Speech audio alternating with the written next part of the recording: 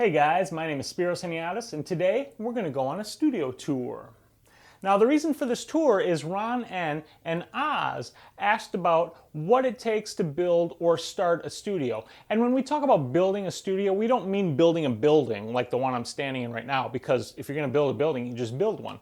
But rather, what does it take to run or have an effective studio to do photography? So what I'm going to do is show you what I have in my studio and what I use, and then we're going to pare it down to the bare minimum and talk about what you need just to get started in your own studio. Behind me is the shooting area that I work in, and you can actually see the table that I use for reference when I'm doing my videos, because I do my videos here and my still work here. So I use the table to put my computer on so I can look at my notes for a video or look at a photo for a critique of the week. On the right hand side of the frame here, you can actually see just a little bit of one of my video lights, and then right behind me here I have another video light. Now I'm going to have links in the description to all the stuff that I actually use. So if you're interested in exactly what I'm using, I'm going to have a huge list of links down in the description. You can check all that stuff out. The video lights I use primarily for video. On a rare occasion, I'll use it for still photography, but mostly I use my flashes for still photography. Behind me, you can see my backdrops, and I've actually got two there. There's the white one, and underneath it is the black one. On a backdrop stands two tripods with a crossbar. This was a whole kit that I purchased. And you can buy bunches and bunches and bunches of backdrops out there, but I'm a simple guy. I just like to shoot on black and white. So this is all that I need for my studio. And the white backdrop is held on top of the black by a bunch of A-clamps all around the frame. So it's very easy for me to switch from white to black and from black to white again, because I just use the A-clamps to put the one back up. All right, I'm going to move around the studio a little bit, so we're going to reposition and I'll be right back. And I'm just going to do a quick pan around the studio so you can see the whole area, and then I'm actually going to go to each spot and show you what I use these different areas for. This is not a very big studio. I'm working with about 328 square feet. So it's not very big. You don't need a very big studio, to be perfectly honest. Now over here to the right, this is the door. You come in the door and you got my air conditioner on the wall, and you can see my shooting area right here. And as we pan to the left, you're going to see the opening with the curtains. That is the changing area that I have over there, which you can close off for models or other people to change. And then over here, I've got my credenza, which has all of my tools on it. And we're going to take a closer look at that after we look into the changing area. This back here is the changing area, and it is about 9 feet by 10 feet, so it's not very big, but it's big enough that a client can be back here and comfortably change. You can see off to my right here, I've got a couch for the client and or any friends they might bring along to relax on.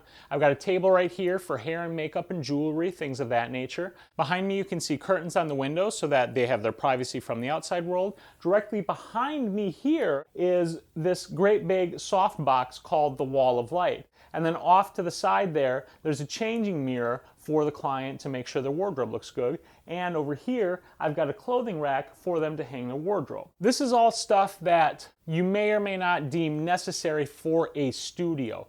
Now I'm dealing with boudoir clients who are going to be scantily clad or perhaps not clad at all, depending upon how far the client wants to take their shoot. And so they're going to need this kind of privacy.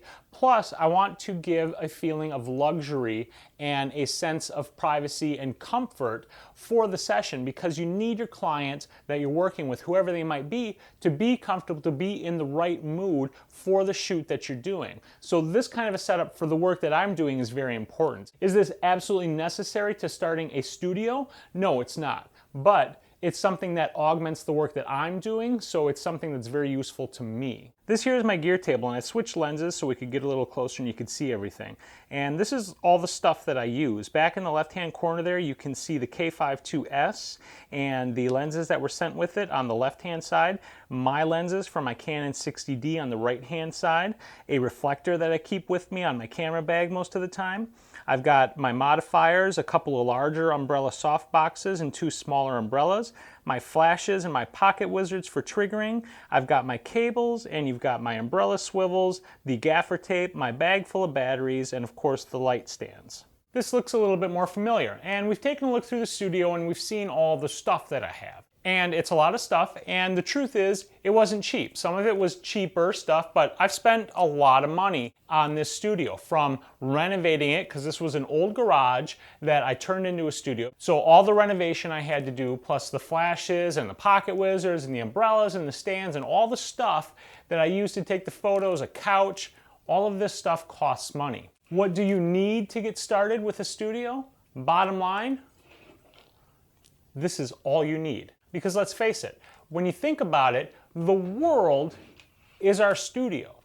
There is light everywhere. There is scenery everywhere. There are backgrounds and backdrops everywhere. Can you shoot in a studio like I'm in? Absolutely. I shoot boudoir photography. I have women in here who are partially or fully nude. That can't necessarily happen outside in the view of everybody. In a private outside location, though, there is plenty of boudoir photography that also takes place. The world is open, and your studio is wherever you want to take photos. The idea of a studio is ingrained in our minds as a building that we go to take pictures in. That has a place, but that is not the only option. Outside of that, the bare minimum that you need to get started in the studio, if you want a light that you control yourself, is one light.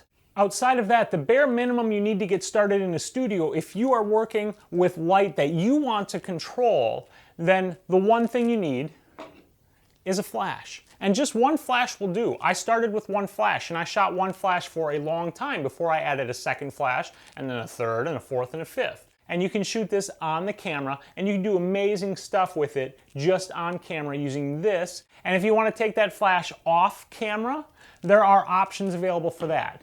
You can use a cord, you can use the built-in wireless system of your camera if it has that option, or you can use radio triggers like my pocket wizards or other alternatives, which can be very, very cheap. Now, if you want to take it off camera, then you're going to want to go a little bit further, and then the bare minimum off camera is one light stand to hold that light, an umbrella swivel to hold the light on the light stand, and one umbrella.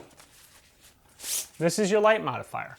That's it. You don't need a lot, and you can actually get into flash photography for very, very cheap. An example is the Yongnuo flashes and triggers that exist out there. Now, I don't advocate Yongnuo flashes for professional work because they are not 100% reliable. But if you want to start learning flash photography and you don't have the money to spend on a Canon flash or a Nikon flash or a Pentax flash, then go buy yourself a Yongnuo. You're going to get yourself a flash for $50 or $60. You can get a set of radio triggers from Yongnuo for another $30. For $100, you can shoot off camera. After that, you can get light stands and umbrellas for very cheap. So easily, you could get yourself started with one light for under $150. And then the world is your studio. That's all there is to it.